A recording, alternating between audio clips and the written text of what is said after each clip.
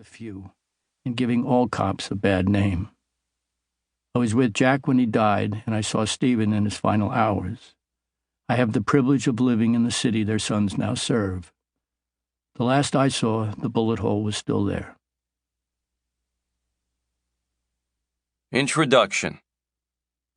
Winter, 1986. Registered nurse Nina Justiniano placed a stool beside the hospital bed where 28-year-old police officer Steven McDonald lay paralyzed below the joining of his neck and head. He had been shot 3 times by a 15-year-old suspected bicycle thief who had suddenly pulled a gun on an overcast summer afternoon in Central Park 5 months before. The last bullet had been fired directly into his face, nicking his right eye as he was sprawled on his back. Bullet fragments and bits of bone still impinged on his spine at C2, the second of the 7 cervical vertebrae. That is the connection a hangman seeks to break. Steven remained unable to speak or even breathe on his own, and the whoosh, whoosh, whoosh of a Bennett 5200 ventilator filled this room on the 10th floor of Bellevue Hospital. The facility's chief doctor had decided that he would be better off dead. Steven had been offering the same conclusion, repeatedly mouthing 4 words that Nina had lip-read when she first began caring for him. I want to die. No, that's not happening today, Nina had told him, because I don't make money with dead bodies. You die and my check is cut off. Steven had done something he would not have expected to do, even if he were able. He laughed.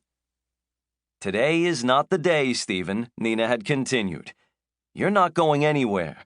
You're going to stay right here with us.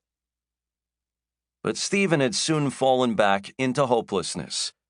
Nina had feared she was going to lose him, despite her best efforts. People die because they lose the will to live, she would later say. Steven was at that crossroads. The whoosh, whoosh, whoosh was now joined by the sound of Nina pulling the privacy curtain closed after setting down the stool. She summoned Steven's wife, Patty Ann McDonald, who was 23 and had gone from 3 to 7 months pregnant since the shooting. Nina was 34 and figured from her own experience as an expectant mother that the baby's movements would have become pronounced enough for her plan to rescue Steven from despair. Lift your blouse and put your belly to Steven's face, Nina would remember telling her. Patty Ann got on the stool and leaned over. Her face appeared above Steven, just as in a vision that had come to him moments after the shooting, when he was bleeding and losing consciousness, silently pleading to God not to let him die. Only now, her face was eclipsed by the swell of her tummy. It was warm, tautly soft against his cheek.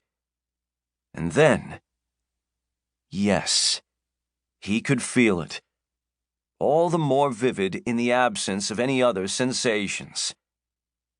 That's your baby, Nina told him. Steven mouthed a reply. My baby. He kissed Patty Ann's tummy. Look what you do, Nina teased. The eclipsing tummy pulled away, but the feel of the movement against his face stayed with Steven as Patty Ann stepped off the stool. Steven needed to know that was a life that grew in his wife's womb, Nina would recall. That was God's will that we give life, and he needed to feel that life.